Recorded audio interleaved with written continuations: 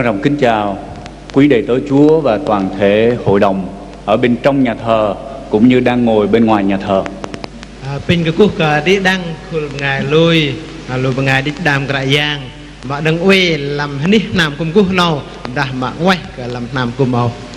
Tôi tạ ơn Đức Chúa Trời vì có cơ hội đến đây để tham dự hội đồng Hồi Linh của Hội Thánh người Ba Na trong sáng hôm nay. Anh bên này có bọc đây ăn cái đề dơ nằm gấp ba đai khul ngày lui có bọc đây khul bên nào bên làm cái nào. Và lòng của tôi đang rất là sung sướng khi nhìn thấy Hội Thánh của Chúa nhóm lại đông đúc. Các ban hát lễ ca ngợi Chúa rất là mạnh mẽ. Chúng ta mình hiểu đấy, và cả bố còn bọc đây nằm cùng cú bọc đây lơ lạp lơ lang bằng lù khul hơi bên này cú bọc đây cũng hầm rong đây chúng ta hiểu là ha. Tôi đang thầm nguyện cầu xin Đức Chúa Trời tiếp tục tuôn đổ phước hạnh của Chúa trên Hội Thánh trên toàn tỉnh Gia Lai và đặc biệt là Hội Thánh của người Ba Na. In cũng về làm to cao khan với pin bọc đề tu anh trong phun hiu khul ngày lui mà đi đăng làm thế như này bên nào mà lại mà khul ngày lui cả ngày bên nào bên. Và sáng hôm nay hội đồng chúng ta đã chọn một chủ đề đó là dâng hiến cho Chúa. Bây giờ hành trong mà bên cung nào bên rễ dọc trong bên cung mà hành bây giờ cả giang. Nhưng chúng ta biết rằng khi nói đến tiền bạc dâng hiến cho Chúa là một vấn đề tế nhị bởi vì đụng chạm đến tiền bạc của từng tín hữu chúng ta. Juga bên pema bơm cả trong mà bên pier cả giang nào và hành pema bơm cả jen tamam cái tích đi rim nu cả lu bên nè cùng hơ cơ mình ra. Bởi vì tiền bạc là huyết mạch của sự sống mỗi ngày. Juga cả jen tamam nó bởi nhận thà cả palm từ ăn cả trong hết lu bên mà rim nar. Và trong đời sống của quý ông bà anh chị em chúng ta bị chi phối rất là nhiều mà phải đối diện với các khoản chi tiêu khác nhau trong cuộc sống.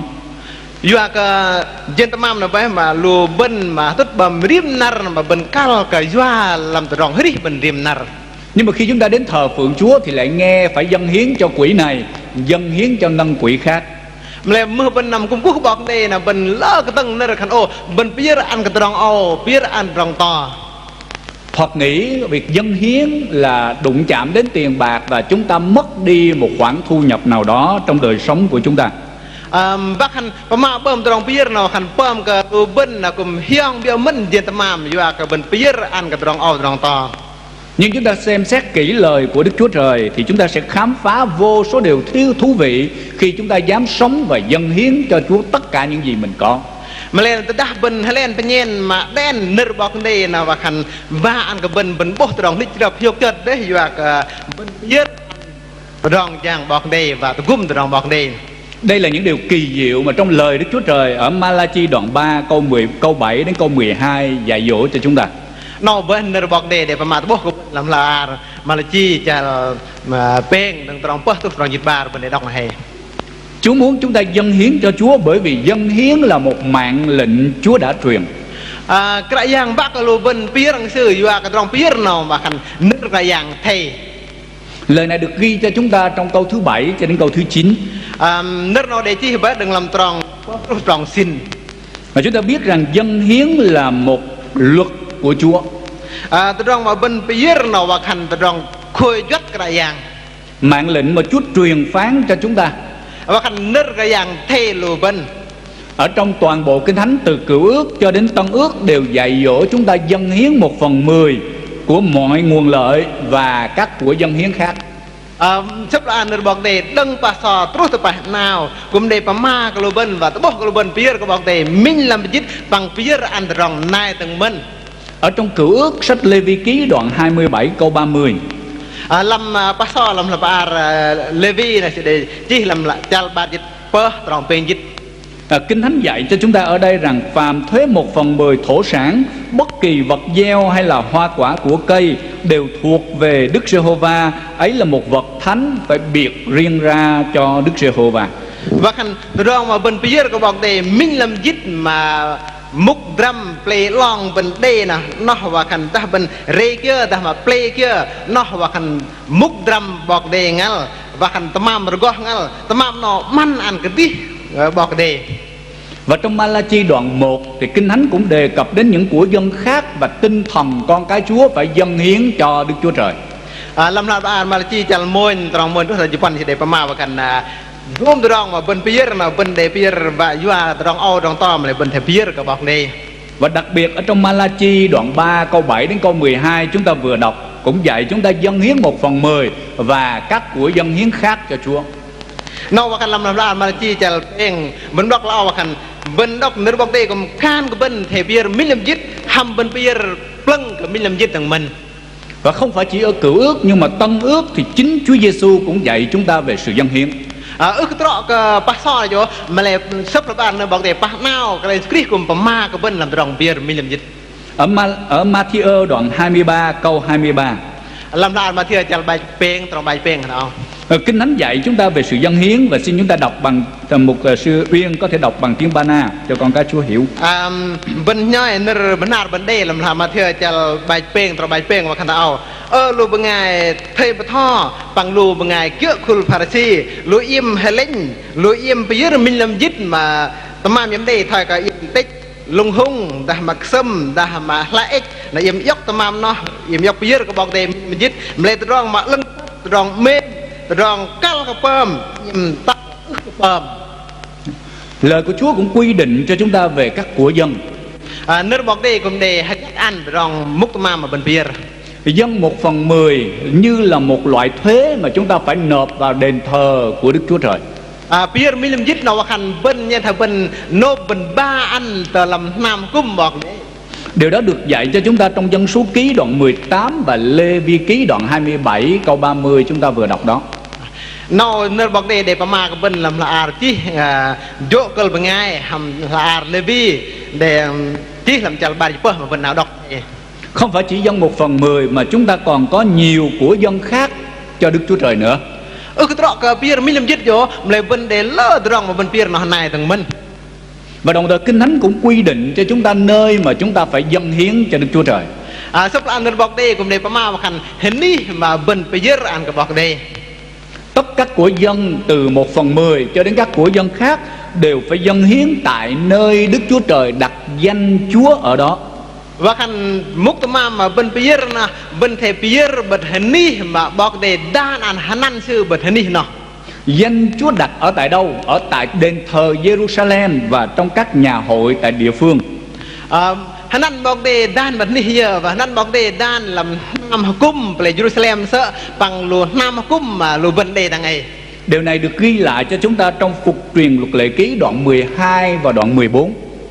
นอกเนื้อบอกเดจิลำละอาร์ที่คอยยัดจัลจิตบาร์ทำจัลจิตวัน Vì vậy dân sự của Đức Chúa Trời không thể tùy tiện theo cảm tình, muốn dâng ở chỗ này, muốn dâng ở chỗ kia, hay là dâng cho người khác tùy theo ý mình muốn được. นอกว่าประมาณพันคุลงานลุยบนคือก็ไปเยอะพันเกี่ยกับเงินมันบากันที่บนมาเปียร์บนดาวเปียร์ต่อเปียร์ไปเยอะบื้อเกี่ยเงินมันบาคือก็โอ Họ phải dâng tại đền thờ nơi họ thờ phượng Chúa. บนเทไปเยอะลำนำกุ้มมาฮันนี่บนกุ้มกุ๊กบอกเน Và hội thánh của Đức Chúa Trời sử dụng tiền đó như thế nào?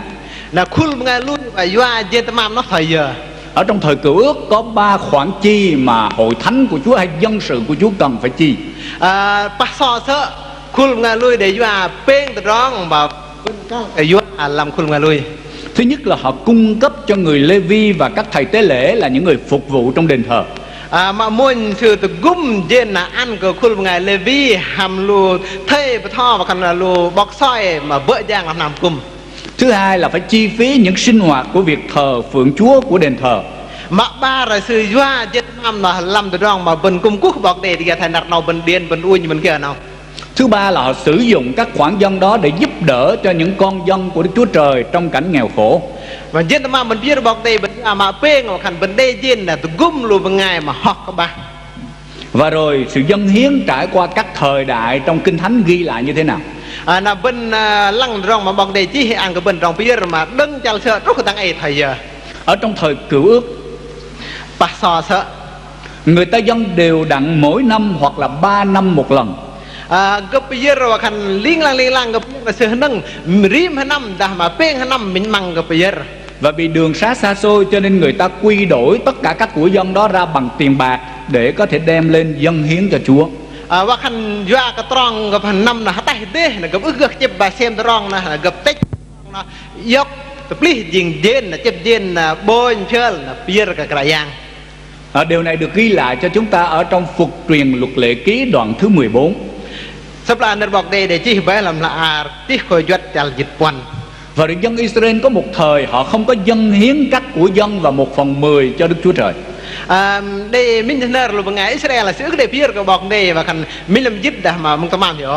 Họ không cung cấp cho những người Lê-vi và thầy tế lễ là những người mà Đức Chúa Trời đặt để làm công việc trong đền thờ. Sư cũng mất đây từ gum lùi vào ngày Lê-vi đã lùi vào ngày mà bóc soi mà vi văn làm nằm cung này cùng đây mình. Một đầy tớ Đức Chúa Trời tên là Nehemi đã cảnh báo dân sự phải lập lại sự dâng hiến cho Chúa như điều Chúa đã định. Đây mình lùi vào ngày bọc đây doa là Nehemi sư đề Pama chỉ đừng khởi khuôn mà lui vào khăn im thầy bom thằng ngoài doa cái nơi bọc đây Pama khan về. Điều này được ghi lại cho chúng ta sách Nehemi đoạn 13 từ câu 10 đến câu thứ 13. Nó để chỉ về làm là Nehemi là làm chặt dịch beng tròn dịch rồi dịch beng.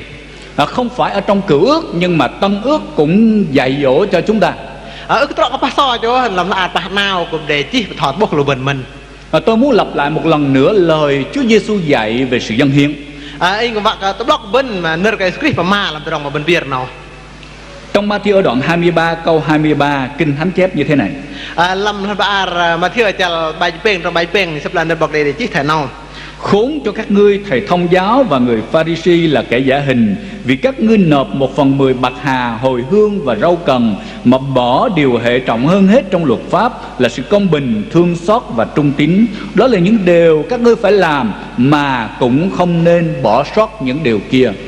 Nào khăn ô răm thế cái lùi im bên ngày thọ đe lùi bên ngày cựa khul Pha-ri-si lùi im linh doa cái lùi im dốc bia mình làm dứt đừng im tịch là lùng hung là xâm là ếch nó này khăn tấm am là ý đích để im dốc bia cái bọc đề khăn cựa từ rong duật mà lên từ rong mà tập bắt từ rong lưng từ rong tập nắp lùi im ức cái pơm mà trọ sự im cao cái pơm trong nó mà lấy im cũng ức cái lệ ô từ rong ý to.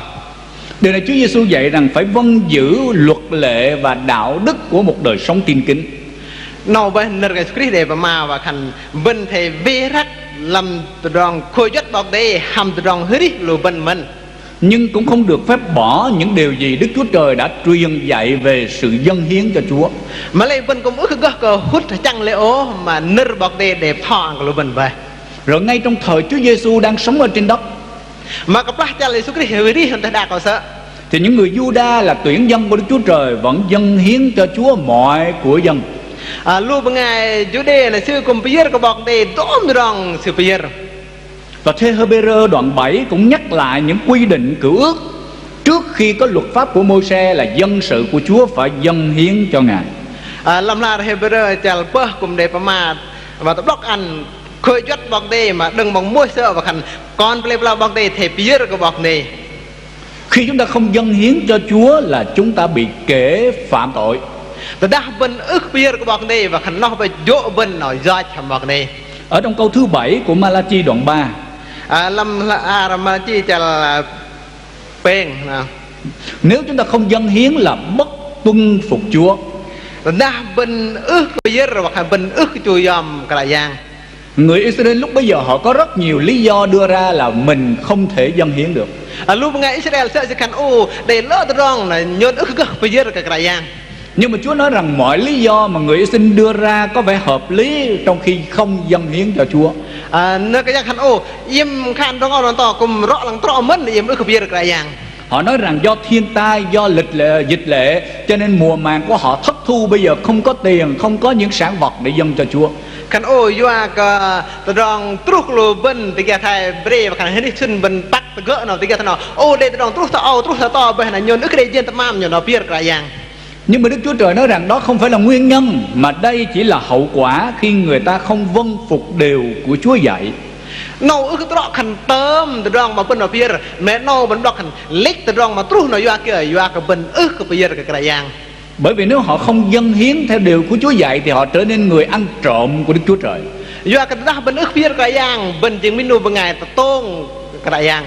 Và họ sẽ gặp gỡ khó khăn ở trên môi trường sinh thái trong cuộc sống, làm cho họ bị trở nên khó nghèo.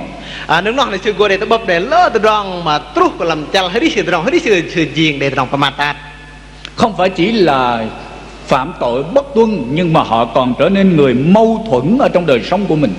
Ở cái trọ mà khăn mình tròn hơi đi mà khăn ức chui yom cái giang đấy mà lẽ nô tròn hơi đi mà tập lỡ đâng làm tròn hơi đi xưa. Ở trong câu 7 phần B nói rằng: nhưng các ngươi nói rằng bởi đâu chúng tôi sẽ trở lại. Là làm chal peng tròn pơ này sẽ để mà khăn ô lệ nhôn và vi vật ý đừng hầm tròn kia. Ở điều này tôi có thể dịch một cách thoáng hơn để chúng ta dễ hiểu ở đây. Là để tập lang và cái bên bên khlo Việt Nam nào. Đó là những người Israel nói rằng chúng tôi đâu có phạm tội gì sai mà phải ăn năn. Lấy cho căn ô nhôn để bầm lại kia là nhôn cal cái tập bral tròn giật nhôn. Nhưng mà thực ra họ là những người biết rõ về luật lệ của Chúa. Mà lệ lui sư bắt bê khôi giật cái giang. Nhưng mà họ vẫn tiếp tục vi phạm và nói rằng tôi không có gì vi phạm cả. Mày lui sư uy bom giật mày lui sư khàn khàn nhôn ức để giật tròn kia. Họ nói như vậy có nghĩa là nghịch lý và mâu thuẫn trong đời sống. Sư Pama nó là tập lỡ đấy làm chal hay đi tròn hay đi. Từ suy nghĩ cho đến cách ứng xử đã trở nên một cái nếp quen ở trong đời sống của những người Israel lúc bấy giờ. Nó mà khăn đừng làm tròn mà chưa thể chênh tròn hay đi xưa là riêng bom xưa mà giật là bê làm chal hay đi xưa. Và quan niệm như vậy là đi ngược lại với luật lệ Chúa đã dạy gieo và gặt. Bên hơi đi bên để rong tới chênh thay nó và khăn bên hơi đi tập lỡ hầm nợ cái giang khang khăn rê bằng dọa dọc. Kinh Thánh dạy chúng ta rất rõ về luật gieo và gặt ở đây. Nợ bọc đây để mà đá đấy mà rong bên rê bằng dọa dọc. Riêng ở trong Tân Ước thì ít nữa là có 2 nơi đề cập cho chúng ta về luật gieo và gặt. Ba nào đấy để ba hình đi nợ bọc đây để chỉ ra cái bên rê bằng dọa. Đó là ở trong Cô-rinh-tô nhì đoạn 9 câu 6. Nó làm là ba con tô mà ba chal xin tròn trâu. Kinh Thánh dạy rằng hãy biết rõ rằng ai gieo ít thì gặt ít, ai gieo nhiều thì gặt nhiều. Nợ bọc đây block làm thao khăn im thể bắt đal bên ngày bu rê tao xét sư gỗ phe dọc cái dọc tao xét bên ngày bu rê lỡ sư gỗ dọa dọc lờ mình. Và ở trong Ga-la-ti đoạn 6 câu thứ 7 làm là Galati chal trâu tròn bờ. Kinh Thánh chép rằng chớ có giỡn mặt với Đức Chúa Trời, vì Chúa không chịu khinh dễ đâu. Ai gieo giống chi lại gặt giống đó. Nó khăn bên mà cái này khăn nè khăn nul hàm bọc này ức lớp ở bên nằm bọc này và khăn bên ri tròn kia là bên tròn này. Kinh Thánh còn dạy chúng ta rằng không dâng hiến cho Chúa là ăn trộm của Chúa. Sắp là nơi bọc đây mà đã hàm bên cái giang hoặc bên tôn dọc đừng cái giang đừng. Điều này được dạy cho chúng ta trong câu 8 và câu 9 của Malachi. Nơi nào để mà thao bên với làm tròn ngam tròn xin là mà chi chal peng hay. Ăn trộm có nghĩa là gì? Tôn hoặc khăn thầy à?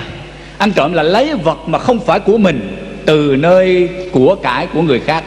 Tôn hoặc khăn bên yốc tamam nó ức trọ tamam bên là bên yốc tamam bên ngày nay. Khi chúng ta ăn trộm của Đức Chúa Trời là chúng ta lấy vật của Đức Chúa Trời vốn không phải là của chúng ta. Bên tôn nó bọc đây và bên yốc múc tamam bọc đây ức trọ cả tamam bên nữa. Bởi vì Kinh Thánh nói rằng tất cả những gì chúng ta có đó vốn là của Đức Chúa Trời. Yốc sắp là nơi bọc đây để mà khăn đốm tròn kia mà bên đây nó múc tamam bọc đây ngắn. Điều này được dạy cho chúng ta ở trong Sử Ký thứ nhất đoạn 29 câu 14. Nơi bọc đây cầm đẹp thao bên với tròn nó làm là thì Hamon mà môi làm chal ba đi xin tròn dịch quân. Vì thế một người ăn trộm thì phải nhận sự rủa xả trên cả tinh thần lẫn vật chất. Doa bên ngày mà ta tôn nó mình block lao nơi bọc đây để hiệp sư mà cả chal hết sư mà cả múc tamam sư cũng để lại. Bởi vì người đó phạm tội không có vâng phục điều răn sự dạy dỗ của Đức Chúa Trời. Doa bên ngày nó hỏi do và khăn ức bơm chữa nơi bọc đây. Kinh Thánh ở trong Phục truyền Luật Lệ Ký đoạn 28 sắp là nơi bọc đây làm là chứ khơi chất chal bài ngam dạy cho chúng ta rất rõ về 2 điều. Nơi bọc đây thò mình ra tới bà rong. Điều thứ nhất, nếu một người vâng giữ điều răn thì sẽ được phước từ trong nhà ra cho đến đồng ruộng. Bên ngày bu mà bơm chữa nơi bọc đây ba rong phun yok sư đừng lằng ní nam sư trút tờ mirna sư. Điều thứ hai là một người không vâng phục lời của Chúa sẽ bị rủa xả trong cuộc đời họ. Bên ngày bu mà ức bơm chữa nơi bọc đây của hiệp tế sư làm chal hết sư. Vì vậy chúng ta là con dân của Đức Chúa Trời phải làm theo lời của Chúa dạy. Bên ở bên riêng con bọc đây bên thể bơm chữa nơi bọc đây để đặc biệt ở trong lĩnh vực dâng hiến. Mà nói làm rong mà bên bia rồi cái giang. Chúng ta phải dâng hiến tối thiểu 1/10 tất cả mọi khoản thu nhập của chúng ta hàng ngày. Bên block bên thể bia mà ta xét nghĩ về thể mình làm dít mà đừng tôm rong mà múc tamam bên đây làm rim nar. Và tất cả những khoản dâng 1/10 đó chúng ta phải dâng ngay tại hội thánh mà chúng ta đang là thành viên sinh hoạt ở đó. Na terong mà bên piyir na bên thầy piyir làm nam kum mà bên về kum cú bọc đề ta nó. Và chúng ta phải dâng hiến rộng rãi theo tinh thần vui mừng tự nguyện dâng hiến cho Chúa.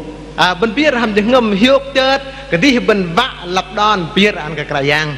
Và Chúa Giêsu dạy chúng ta rằng nếu sự công bình của các ngươi mà không trỗi hơn sự công bình của những thầy thông giáo và người Pha-ri-si thì các ngươi chắc không vào được nước thiên đàng.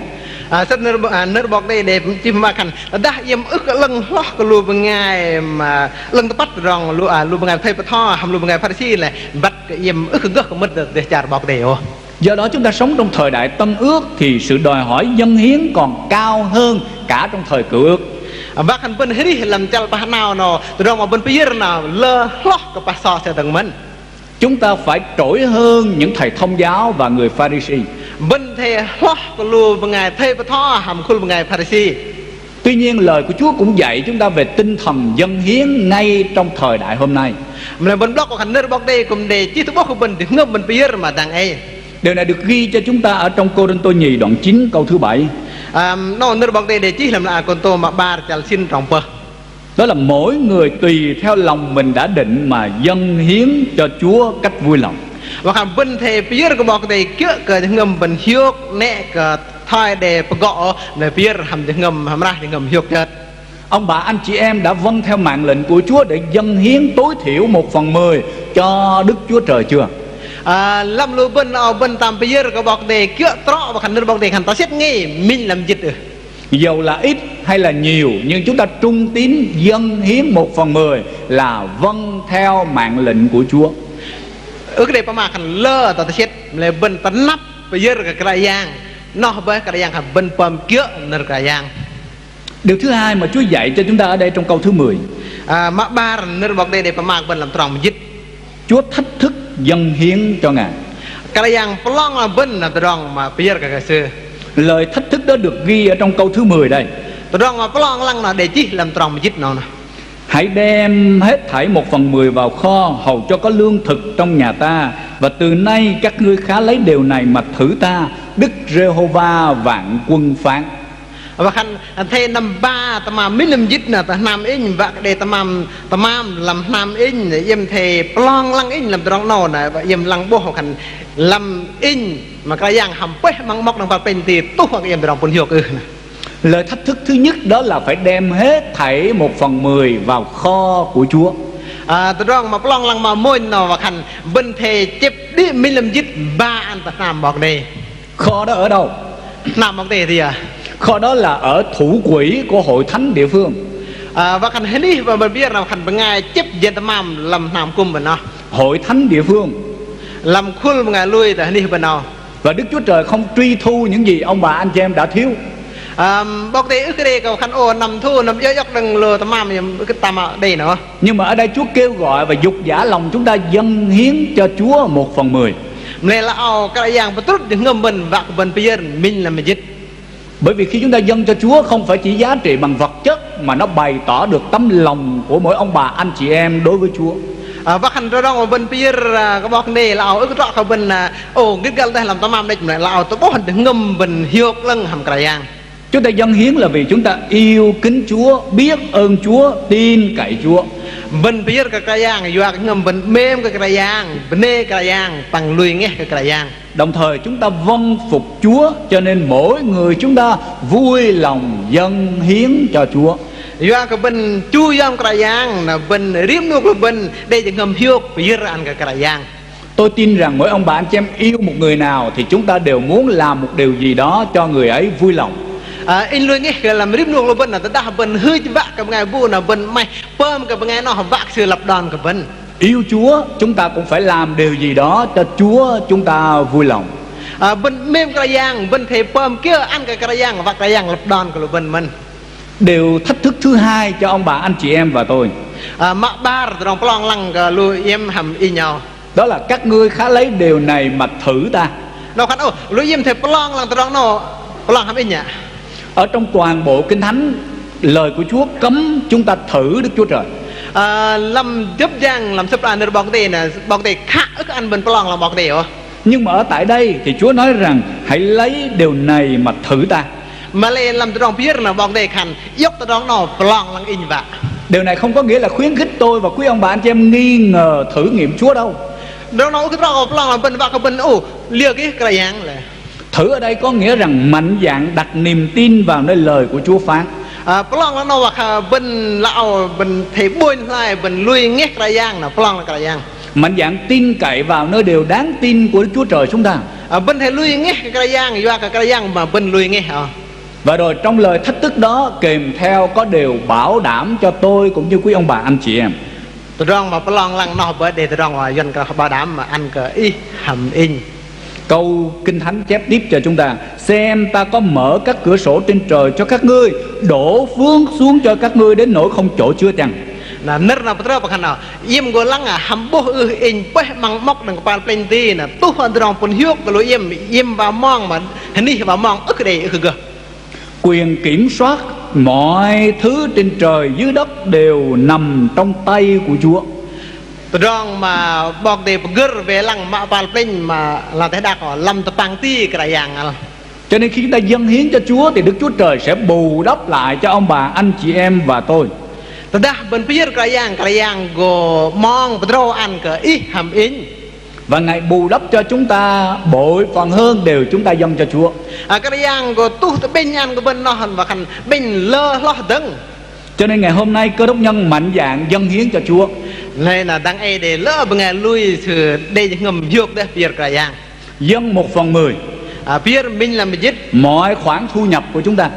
Dom tamam mà đừng sự đây. Dâng hiến vì chúng ta tin cậy lên lời của Chúa đã phán. Biar bahkan bên lui nghe cái nơi bọc để thầy vậy. Dâng hiến một cách trung tín. Biar bọc để ham tròn tanap. Dâng hiến vì yêu mến Đức Chúa Trời. Biar juga cái bên ngầm dược mềm cái bọc đây. Dâng hiến vì biết ơn Chúa đã làm cho mình. Biar juga cái bên bắt vấn đề cái kerajaan tugum bên. Và đừng bao giờ dâng hiến vì có sĩ diện mắc cỡ. Mà lại blok nè cái biar juga vác cái gấp bên đấy dah mà do cái in mlau này in biar. Tôi không biết giữa hội thánh người Bana thì như thế nào, nhưng mà ở thánh người Kinh thì có một vài trường hợp xảy ra. Như cái bắt cái khuôn ngày lùi benar bên thầy dơm này lùi ngày doan thì sẽ để trong trúc thần nào. Ví dụ như chúng ta đang ngồi ở trong một cái ghế dài như thế này mà ban trật tự sẽ đưa cái vợt đi qua để lãnh tiền dân. Và khăn bên về ngồi tăng đọ cái chuông lâu là lùi ngày chép thầy hay nè. Mọi người xung quanh mình đều bỏ tiền dân. Lùi ngày gì mà cái bên này sẽ ta dân sẽ biar. Nhưng mà chúng ta ngồi im Là bên party đây thì sẽ mắc cỡ lắm. Bên mlau thế. Vì vậy chúng ta lấy đại một đồng tiền nào đó dâng cho Chúa. Là bên dốc dân hay là bên đại biar kerajaan. Có đôi lúc nếu dâng một đồng tiền nhiều hơn thì mình sẽ tiếc, bởi vì mình đã dâng cho Chúa quá nhiều. Là lắp cái nhọ cái bên dốc dân cái này bên dốc bầm dân lơ sội sẽ lơ là bên đó nó mày để biar là dân nào hay. Đáng chỉ dâng cho Chúa 10 đồng thôi mà bây giờ dâng tới 100.000. Nơi nhọ biar chỉ bao ra mày ta đây to bầm dân mình thành vào. Dâng cho Chúa rồi nhưng mà về nhà kiểm tra lại thì tiếc quá chừng. Biar kerajaan bên đó nằm lăng mày đây. Có những người không có chuẩn bị tiền dâng cho nên dâng cho Chúa cả cái vé giữ xe. Là luôn bên ngay cái này hết là biar kerajaan biar vé ghê này. Nhiều hội thánh kiểm tra nhiều vé giữ xe ở trong túi tiền dâng. Để lơ đi gặp cha lăng gặp dội dân này bố dân vé ghê làm cái tung biar. Chứ có những người khác thì đã dâng cho Chúa những cái tiền vé số đã sổ mà không có trúng. Đây bên ngay nó sẽ biar dân cả vé số cần thiết này do gặp rắt nào là gặp ta biar bầm nó hại mình. Ông bà anh chị em ngồi đây có người nào dâng hiến cho Chúa như vậy không? Làm lúc bên là hôm nay bên ngay bu biar bầm thế nào? Chứ là không nên dâng hiến cho Chúa bằng cái cách sĩ diện mắc cỡ như vậy. Bên biar kerajaan do cả mlau do cả gấp bố nhá. Bởi vì đó là chúng ta xem thường Đức Chúa Trời. Do nó bên lăng bề kerajaan. Chúng ta khinh lờn sự hiện diện của Chúa. Bên bề trong bọc đề về bố bên nào. Và chúng ta có dâng nhiều bao nhiêu thì Chúa cũng không có nhận tiền. Mà bên biar hela tăng giờ kerajaan cũng dọc đó dân nào. Mà chúng ta phải dâng hiến cho Chúa một cách rời rộng theo khả năng của mình có thể. Bên thề biar kerajaan ham dorong mà bên cái đây. Đức Chúa Trời không có nghèo khổ đến chờ đợi sự dâng hiến của quý ông bà anh chị em và tôi. Bọc đề bọc đề nu này xưa rap go đừng dorong bên biar rồi chỗ. Nhưng mà khi chúng ta dâng hiến cho Chúa có nghĩa là chúng ta tôn trọng quyền lãnh đạo của Chúa trên cuộc đời mình. Và bên biar kerajaan là phần bên peyom cái dorong kerajaan về bger làm chal hari rồi bên. Và đầy tớ Đức Chúa Trời cũng như ban trị sự chấp sự địa phương dùng tiền đó để điều hành công việc hội thánh. Và khăn lục khul bằng ngày bữa giang ngày qua trên tâm am nó và bữa giang bọc đây làm khul ngày lui. Lo cho đầy tớ Đức Chúa Trời. Tụi gum bằng ngày thọ. Lo cho việc giáo dục của hội thánh. Tụi gum từ rong học răm nơi bọc đây. Lo cho công tác truyền giáo. Tụi gum từ rong nằm chọc bậc rán. Cứu giúp những người nghèo khổ. Tụi gum luôn bằng ngày họ bà. Điều hành sinh hoạt của hội thánh. Tụi gum làm từ rong mà bên và qua làm từ rong cung cô. Và khi đồng tiền của ông bà anh chị em sử dụng đúng mục đích thì Đức Chúa Trời sẽ ban phước cho chúng ta. Và khăn ta mà bên phía cái giang là bên qua trọ là bọc đây của tôi trong bên hiệu của bên. Đức Chúa Trời ban phước cho cả thiên nhiên môi trường chúng ta sinh sống. Đức Chúa Trời ban phước cho hội thánh và ban phước cho cá nhân của chúng ta. Bọc đây của tôi trong bên hiệu và khăn bên bọc về vâng mà bên về đi nào. Bọc đây của tôi trong bên hiệu khul mà lui nằm cùng bên. Bọc đây của tôi trong bên hiệu trong hết đi lùi bên mình. Nhưng mà đáng tiếc trong hội thánh ngày nay có nhiều người không dám sống với lời thách thức của Đức Chúa Trời đang bảo đảm cho mình. Mà lại mạch đấy khul mà lui bên ngày để lỡ bên ngày bên cả hết đi mà trong plong lăng bọc đây trong nào. Tôi muốn kể một câu chuyện có thật ở đây để quý ông bạn chị em nghe. Anh và Hamon cái bên để trong mà đây tập thờ nào. Có một vị mục sư được mời đến giảng bồi linh giống như tôi sáng hôm nay. Đây mình nuôi bọc thọ là gặp đề cái nào sự bọc thọ tiêu gặp họ thầy về nghe nào mình thấy nào. Ông nói với hội thánh rằng hội thánh muốn được phấn hưng phát triển thì chúng ta phải đứng dậy. Sẽ cần khul mà lui bên hàm bạc cái bọc đề tự dung mà họ bên bạc pran nữa đã bên vạ thằng nào pin bên dung này. Chúng ta phải đứng dậy vững vàng như con chiên của Chúa. Bên thầy dung và khăn pran cái tang nhìn thầy triu cái giang. Cả hội thánh vui mừng lắm lên đó. Amen. Khul mà lui là hiểu cái chuyện amen. Ông mục sư nói tiếp. Bọc thọ là sẽ phạm nếu chúng ta cần phấn hưng mạnh mẽ thì chúng ta phải chạy nhanh như những con ngựa rừng. Chứ cần ta mà bên bác cái prang cái tang bên thầy cái tô mà hring thầy xe bri. Hội thánh hưởng ứng và amen. Khul mà lui lấp đòn thầy khăn amen. Mục sư nói tiếp chúng ta phải mạnh mẽ và bay cao như những con chim ưng. Bọc thọ là khăn lu bên thầy mà prang cái tang lo từng bên thầy par thầy xem grỡ xem kring à. Hội thánh đáp lại mạnh mẽ hơn nữa. Amen, amen. Khul mà lui rồi đi không phải hiểu amen, amen. Nhưng mà mục sư nói tiếp, nếu muốn đạt được điều đó thì ông bà anh chị em và tôi cần phải làm trọn bổn phận của mình. Việc đầu tiên là phải dâng 1/10 vào kho của Chúa. Bọc thọ là sẽ phạm áp trập rằng ta bên bác cái vợ pran là đi đăng cái lô bên yếm in bác cái lô bên phẩm chết nó cái dạng bên thầy bây giờ cái bọc đề mà trọ mình làm gì. Hội thánh hoàn toàn yên lặng. Khul mà lui ré vào bên phạm áp vậy. Và rồi một sự yên lặng chờ một chút thì ở phía dưới cuối nhà thờ kia và hành mừng bia tao chết này cái tầng bia nơi mà biết ta rong đó là bỗng có một giọng nói vang lên nhỏ nhỏ là đây nơi mà đa bia này. Mục sư ơi, thôi để hội thánh của chúng tôi bò từ từ cũng được mục sư ạ. Bọc thọ lệ khul mà lui nhân mà mọ coi lại bọc thọ. Thưa quý ông bà anh chị em, đây là một điều rất là nghịch lý trong đời sống tin kính của chúng ta. Nó mà tập lỡ tới làm từ rong mà bình lui cái giang nó. Mình rất muốn hội thánh phát triển. Bình bác có khul mà lui bình pran cái tang. Nhiều người tin Chúa thêm vào hội thánh. Lỡ bên ngày bật lui cái giang. Mục sư truyền đạo ban chấp sự phải làm việc mạnh mẽ hơn, nhiều hơn. Và khăn lúa bọc thò, lúa thay thò, bữa giang bọc đề rồi lỡ rồi pran cái tang lo. Nhưng mà mình vẫn cứ bò chậm. Mà lại bên cái đi là mà mọ đa là làm ai và kéo toàn bộ hội thánh đi lại trong tình trạng bò chậm chạp và không phát triển như chính đời sống của mình. Nó đuôi và đi đằng pol không mà lui là mà mọ của cái của vợ pran này mà đừng làm cái đi là bên. Hy vọng rằng hội thánh giữa người Ba Na sẽ không có một tiếng nói nào nói rằng để hội thánh bò từ từ cũng được. Anh bây giờ mình đây và khăn đi đằng khul ngà lui bên nào bên vạ của bên hơi cái đến mà làm nó khăn lệ khul ngà lui nhon nằm cung nhon mà mọ bự.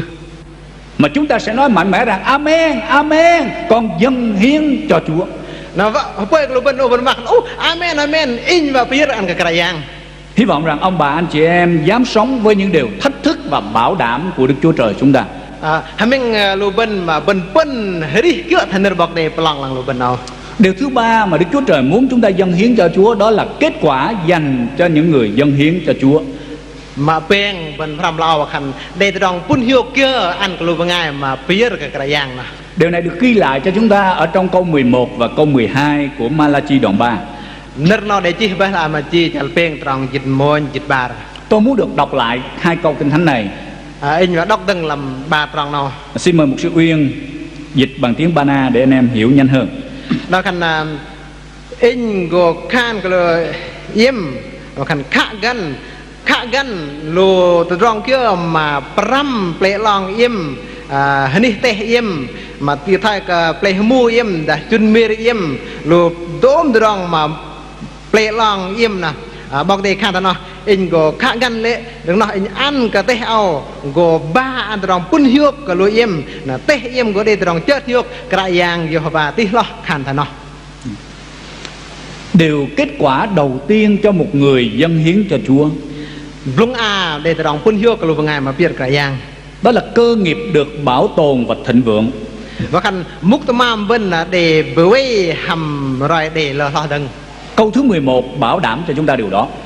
Trong dịch môi để mà cái bên đó nó. Đức Chúa Trời sẽ mở các cửa sổ trên trời cho mưa tuôn xuống và làm cho đượm nhuần đất đai. Bọc đề gồ bơi bằng mọc đừng bạt bình tì tu ăn đặc mi là lâm giúp cả tê bên nào. Chúa bảo vệ mọi cây trái để nó sinh ra đúng thời tiết. Cái dạng bối lăng tân hợp lòng bình và tân hợp lòng bình ple lưng. Đức Chúa Trời có toàn quyền để điều khiển môi trường sinh thái đem lại sự tốt lành cho chúng ta. Cái dạng xếp dạng gờ ba ăn tôm rong lưng ăn cừu vinh. Ngài sẽ làm bảo đảm cho chúng ta trong thu hoạch của vụ mùa. Cái dạng cùng ba ăn dạng cả bảo đảm là ba bình phê ple long dọa ba đi môi cùng gờ đây. Và Đức Chúa Trời khiến cho những người dâng hiến có thể sống sung mãn ngay trong đời sống vật chất qua công việc thường ngày của họ. Cái dạng cùng gom ăn cả lùi bằng ngày mà bắt biết cái dạng mà khăn rong rít rim na cùng đây từ rong tôm ma thiệt. Chưa có một người nào bằng lòng dâng hiến cho Chúa mà lại sống trong nghèo khổ. Tao mà đây bằng ngày vua mà ta nắp làm từ rong biết cái dạng để xử rít làm từ rong bám tạt đấy. Mặc dầu ngay từ đầu chúng ta dâng hiến có nghĩa là mình phải rút tiền trong túi mình ra để dâng cho Chúa. Mạng đừng lúc mà bên biết rồi khăn bên to dên là làm tung mừng đi biết cái dạng. Chúng ta phải dành thì giờ để làm công việc Chúa. Và khăn bên măn dơ và vi văn cái dạng. Mới ngó giống như chúng ta bị mất. Và khăn bên nào mà là định bên hiong với một tầm bên bị trừ đi những gì mình đang có. Và khăn qua có hoa lên diện tầm mà đừng vấn đề. Nhưng mà trong một cái phép tính mang tính thuộc linh thì chúng ta đang làm những con toán cộng cho cuộc đời của mình. Và khăn ta bên chỗ là làm từ rong mà gặp hoa bên khăn nó bên ước rõ khôn điều nó bị thêm cái chả hay đi là bên. Đây là điều mầu nhiệm ở trong quyền năng của Đức Chúa Trời bảo đảm. Nó từ rong mà bên thì chẳng có lớp đấy để làm từ rong bọc đây về ba ăn cái bên thằng nó. Tôi là người đang nói với quý ông bà anh chị em đây không phải bằng lý thuyết mà bằng kinh nghiệm của đời sống chúng tôi. In về mà tao nuốt ham luôn bên nữa cái trọ cả mà kia cái nơi gặp đấy chỉ cái nó đấy mà lại ham từ rong mà in để mơn vậy bầm vậy. Điều thứ hai mà Đức Chúa Trời sẽ ban cho chúng ta kết quả khi dâng hiến cho Chúa. Mà ba rồi khăn bọc đây để ăn cái lô bên và khăn để rong doa lo từng đừng bên bia cái dạng. Đó là chúng ta được Chúa ban cho những giá trị cao trọng. Và khăn bọc đây ăn cái bên rong dần khăn giá trị và khăn rong rồi gít gal tí lo từng mình. Ở trong câu thứ 12 làm tròn dịch ba rồi. Kinh Thánh nói cho chúng ta đây được nhìn nhận là một người có phước hay là có những điều tốt lành cao trọng ở trong cuộc sống thường ngày. Và khăn nơi bọc đây ăn cái lô bên và khăn bên đây từ rong pun hiu từ rong mà rồi tiết hiu lo làm tròn đi bên điểm nào. Ngay cả lãnh thổ sản nghiệp của chúng ta như là hoang vu khô cằn nhưng mà sẽ trở nên đượm nhuần và sung mãn. Và khăn lâm chal hết đi bên mà đừng đi tê tên cro on này làm để bọc để ba ăn đừng đi tê rói lưng ba cái bên cho thiệt đấy. Làm cho ai nấy đều nhìn nhận được giá trị của chúng ta. Và ba ăn riêng luôn của bên bố từ rong mà gít gan làm chal hết đi rồi bên. Cơ đốc nhân ngày hôm nay dĩ nhiên không dâng hiến cho Chúa theo cái kiểu tính toán của mình.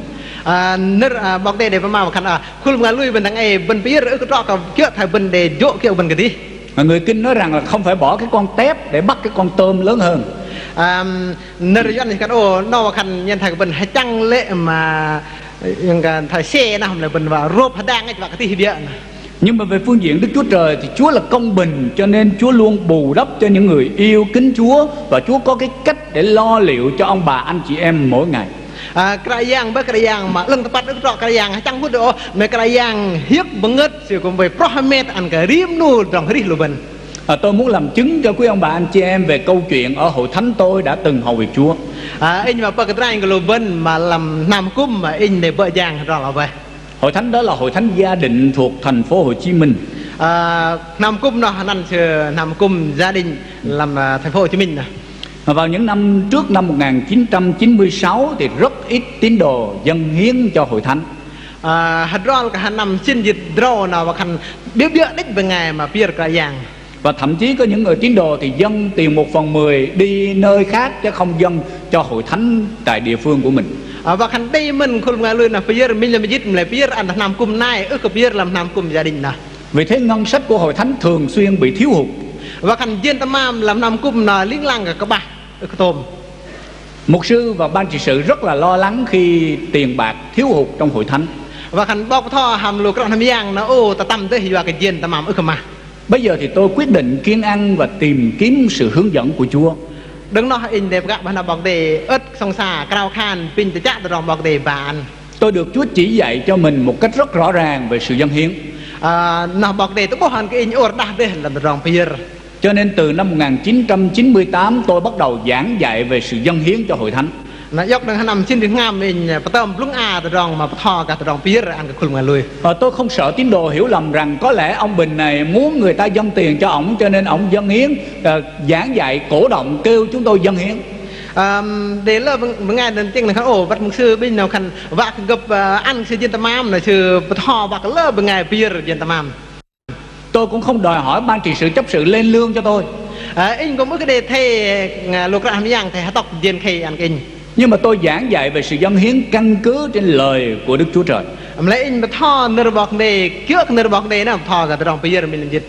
Tôi kêu gọi tất cả các tín đồ dâng hiến như lời của Chúa dạy.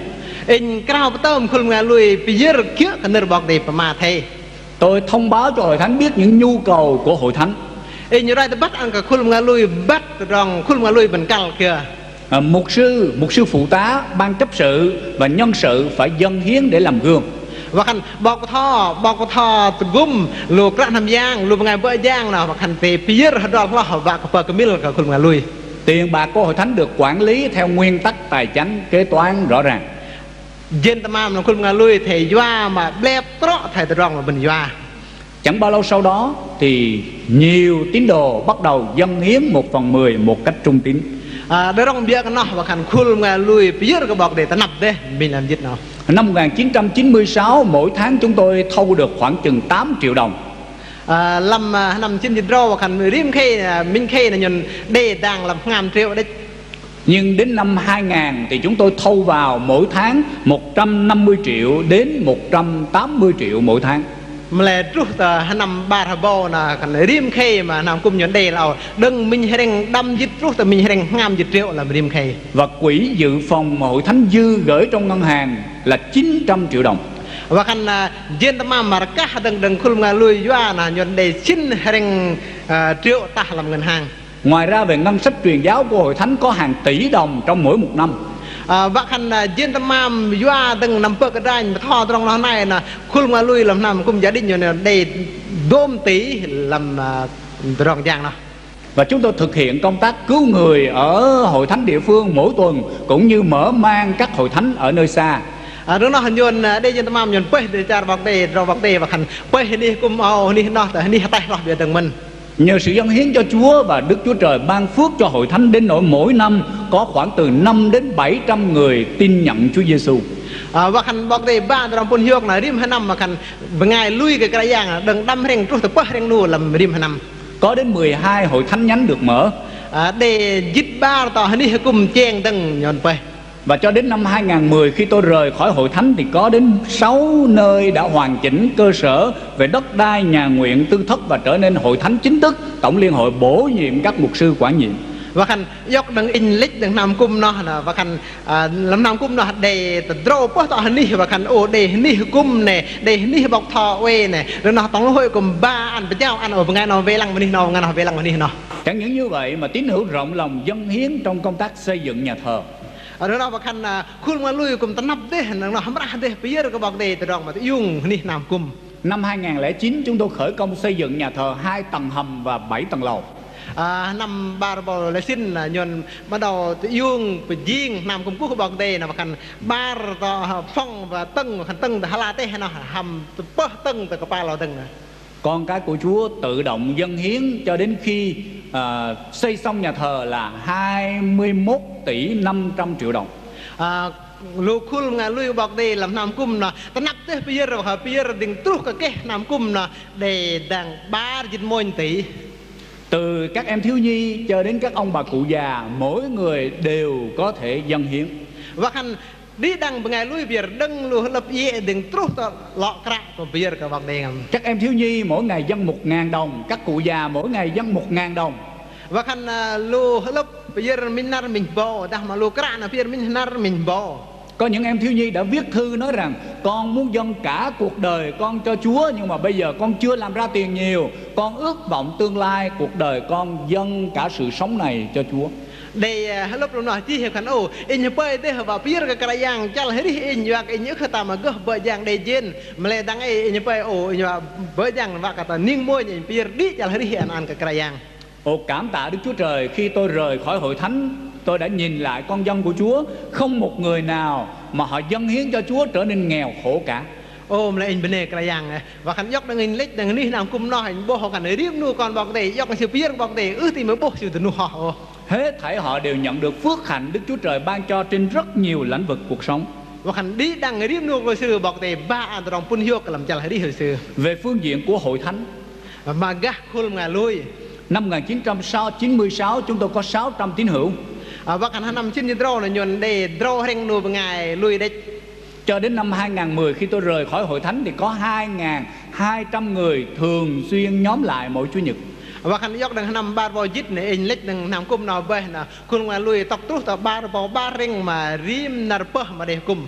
Thật là một sự kinh nghiệm diệu kỳ của Đức Chúa Trời lo liệu cho hội thánh của Chúa. Nó với từ rong mà lít chưa mà bọc đề về bỡ giang làm khôn ngà lui bọc đề. Khi tôi và dân sự của Đức Chúa Trời bằng lòng dám sống và dâng hiến cho Đức Chúa Trời.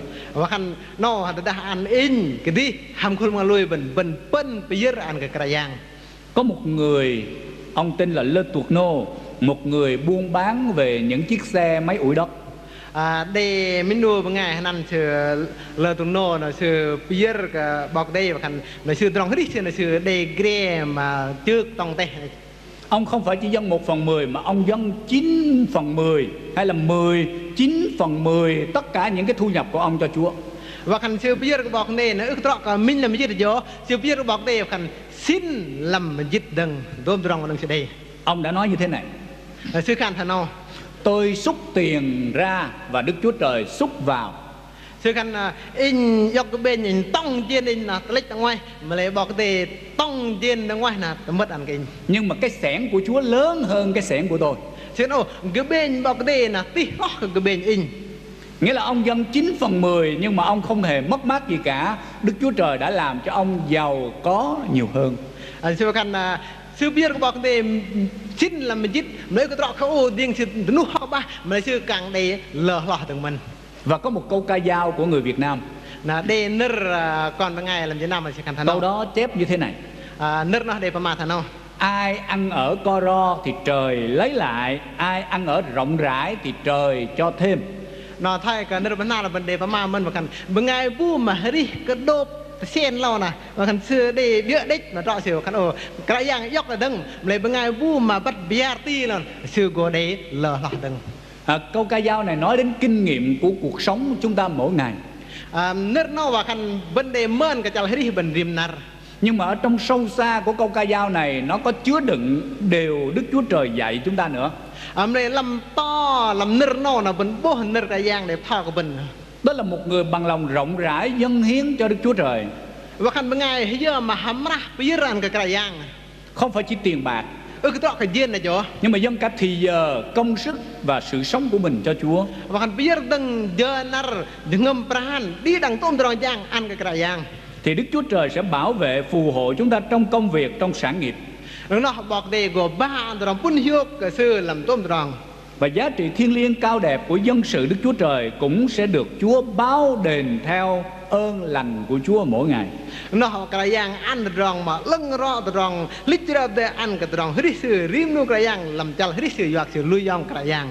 Việc Đức Chúa Trời làm trên cuộc đời của chúng ta, ngay cả những người không có tin Chúa, chống nghịch với Đức Chúa Trời, họ cũng thấy đều Đức Chúa Trời làm trên cuộc đời chúng ta quá đổi lạ lùng. và khăn ước đó có bên cái gì đó mà khăn lơ bên ngày bố mạ nâng luôn bên ngày tao lui ra ta bên bơm kia thằng nó để lơ bên ngày bố tao đồng lít chế độc làm chả là đi rồi bên. Cho nên tôi ước ao rằng toàn thể quý đầy tớ Chúa, con dân của Đức Chúa Trời có mặt trong hội đồng này.